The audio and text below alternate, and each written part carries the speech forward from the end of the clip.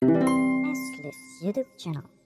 Selamat pagi rekan-rekan semua. Perkenalkan nama saya Erin Angela dan di sini saya akan membawa topik desain interaktif dengan Figma. Jadi Figma itu ada maaf, sebelumnya kita ada agendanya terdiri dari pengenalannya, kegunaan, elemen desain, prototipe dan contohnya ya. Oke, kita mulai dari pengenalan Figma-nya itu sendiri. Jadi apa itu Figma? Figma adalah alat desain berbasis cloud yang memungkinkan pengguna untuk membuat desain UI UX, prototipe interaktif, dan bekerja sama secara kolaboratif dalam satu platform. Ini untuk aplikasi ini sendiri biasanya sudah sering dipakai untuk pengembangan oleh tim IT atau tim desain. Jadi Figma itu sendiri memiliki beberapa kegunaan, yaitu pertama kita bisa membuat desain UI UX. Jadi kita bisa membuat tampilan aplikasi, baik aplikasi mobile ataupun juga website. Lalu kita juga bisa membuat struktur dasar dan konsep desainnya, yaitu wireframing biasanya disebutnya, dan itu merupakan seperti desain dasar sebelum desain finalnya. Lalu kita ada prototype. Lalu itu juga bisa kita melakukan prototyping. Itu adalah seperti semacam simulasi untuk interaksi aplikasinya oleh pengguna sebelum dilakukan pengembangan. Lalu selain itu juga karena ini aplikasi cloud dan itu kita bisa melakukan kolaborasi dengan menggunakan Figma itu. Lalu di dalam Figma itu sendiri terdapat beberapa jenis fitur yang bisa kita gunakan sebagai elemen desainnya. Yaitu pertama kita ada frame, itu jadi dia seperti artboard yang digunakan untuk menyusun layout desain. Lalu ada juga bentuknya, shapes, dan itu merupakan elemen untuk membuat sebuah bentuk. Dia bisa membuat bentuk dasar seperti persegi, garis, atau yang lainnya. Lalu juga ada teks, yaitu elemen untuk menambahkan sebuah teks pada desainnya. Lalu selain itu juga kalau misalkan kita ingin menggunakan komponen-komponen yang biasanya digunakan pada suatu aplikasi, kita bisa menggunakan aset. Lalu di prototype itu sendiri juga ada beberapa elemen-elemen yang ada pada prototipe itu sendiri. Yaitu pertama kita ada connection, itu seperti penghubung satu frame dengan elemen frame yang lain untuk menciptakan alur navigasi. Lalu juga ada interaction, yaitu sebagai penentu bagaimana elemen itu berinteraksi dengan satu frame dengan frame lain. Lalu juga yang terakhir ada animation, itu merupakan animasi yang biasanya bertujuan untuk menunjukkan bagaimana transisinya antara satu frame dengan frame yang lain. Lalu di sini saya ada contoh prototipe yang pernah saya buat. Sebentar ya. Di sini saya sudah menggunakan beberapa elemen dasarnya dan juga ada prototipenya di dalamnya. Jadi ini misalkan contohnya untuk prototipe itu sendiri, kalau hasilnya dia akan, jadi kalau misalkan kita klik, di sini dia akan memunculkan elemen baru. Dan di dalam elemennya itu sendiri, di sini saya sudah menggunakan teks dan juga shapes di dalam sini. Ini jadi bisa dibuat sebuah tombol. Lalu kalau ini misalkan di start, ini akan pindah ke halaman frame lain. Kurang lebih seperti itu untuk prototipenya. Lalu mungkin biar bisa lebih jelas saya kasih lihat untuk hasil desainnya dan prototipenya. Jadi di sini untuk yang seperti saya bilang sebelumnya, di sini ada beberapa elemen seperti frame. Jadi yang untuk halaman tampilan yang tadi terlihat itu menggunakan frame. Lalu di sini saya sudah saya menggunakan prototipenya. Jadi untuk yang panah-panah ini itu merupakan sebuah interaksi koneksinya. Lalu ini kalau misalkan diklik akan muncul tab seperti ini dan ini merupakan elemen-elemen interaksinya. Jadi di dalam interaksi ini kita bisa pilih kalau misalkan triggernya itu sendiri kita bisa ada beberapa jenis. Seperti kita bisa gunakan kalau kita klik atau kita geser atau juga saat kita mengklik suatu tombol di keyboard. Lalu aksinya kita bisa milih aksinya bisa apa aja, ada dari navigasi ke frame lain atau misalkan kita kembali ke frame sebelumnya juga bisa. Lalu setelah itu kita bisa pilih animasinya seperti yang tadi saya sebutkan. Untuk animasinya bisa saja dia menggeser layarnya atau misalkan dia memudar dan lain-lain.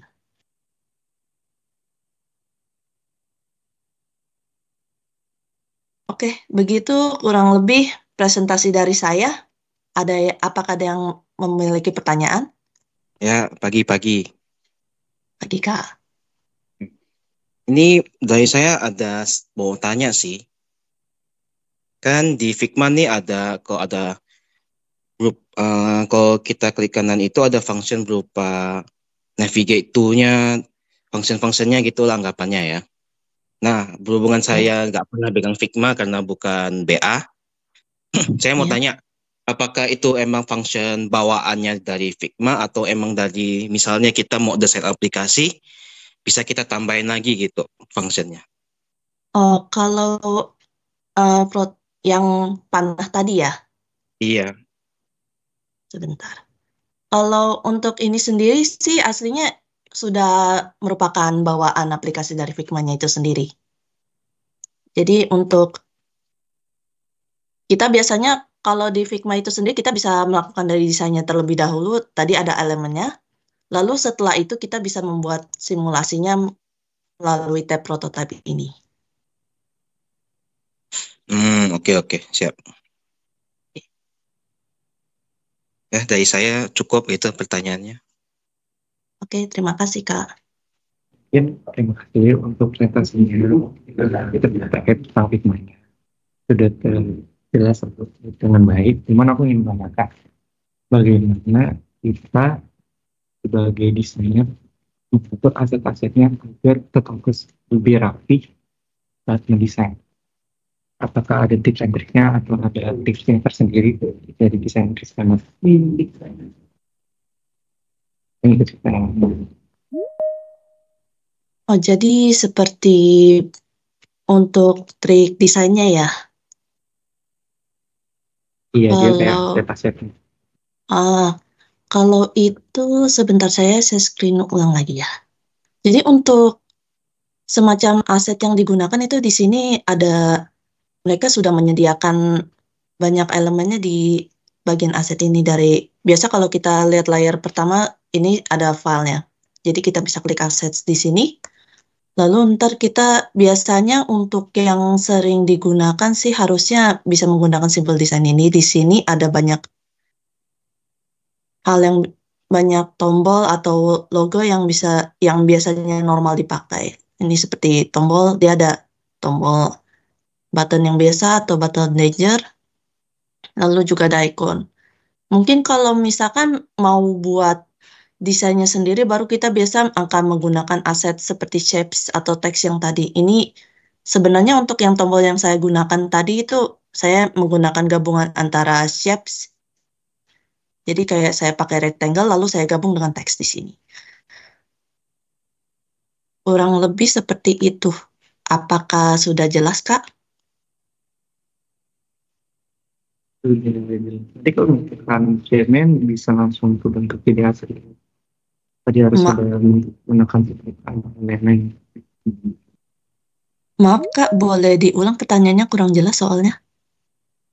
Untuk shape-nya itu dia setelah dibuat itu akan menjadi aset. Apakah ada alur lainnya untuk dijadikan aset? Kayak misalkan satu bentuk jadi pengen dulu atau mungkin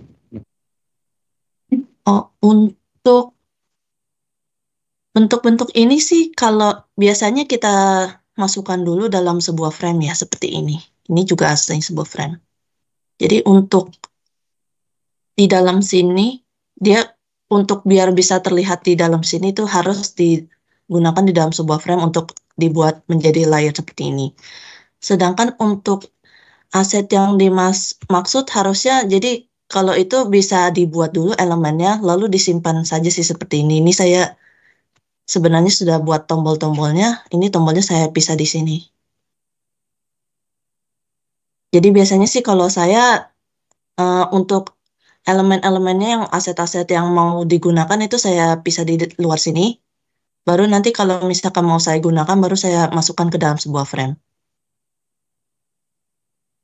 Kalau seperti itu apakah sudah jelas, Kak? Terima kasih. Sama-sama. Oke, sebelumnya terima kasih Kak. Terima kasih juga Kak Erin udah membawain materinya, benar-benar exciting banget. Saya sebelumnya perkenalin, nama saya Nicholas as intern business analyst batch 10. Mau bertanya, bukan lebih teknikal sih, soalnya udah lumayan jelas tadi penjelasannya. Lebih kayak kan kita tahu juga ya sekarang udah banyak banget eh kayak workshop Canva, workshop Adobe dan lain-lain yang kayak kompetitornya dari Figma gitu. Dan kita bisa melihat mereka tuh bisa dibilang ada most of the part itu mereka itu lebih maju lah, kayak mereka itu udah implement AI dan hal-hal lain yang bisa mempermudah dari usernya gitu. Sedangkan kalau Figma sendiri, setahu saya kan belum ada tuh untuk AI gitu. Eh, Gimana caranya Figma itu masih bisa compete di zaman sekarang yang dimana semuanya udah beberapa itu udah lebih maju gitu daripada AI. Thank you, Kak. Oke, untuk itu sendiri sih sebenarnya akhirnya kembali lagi sih, Kak. Kalau itu kan Figma sendiri kan lebih ke aplikasi untuk mengembangkan kreativitas kita ya sebagai manusia ya. Mungkin kalau misalkan kita mau konfit dengan AI itu sendiri sih cukup subjektif ya jujurnya. Karena ya kalau AI itu sendiri juga masih dalam tahap pengembangan kalau menurut saya. Contohnya ini kalau menurut saya sih jujur ini kalau Figma itu sendiri harusnya bisa juga akan mengimplementasikannya itu dengan menggunakan AI juga. Sebenarnya biasanya kalau AI itu sendiri dia lebih berperan kalau mau mau di compete juga kalau buat saya sih kita bisa menggabungkan kreativitas kita sebagai manusia dengan juga menggunakan referensinya sebagai AI sih kalau buat saya Kak. Kalau dari Kakak sendiri bagaimana?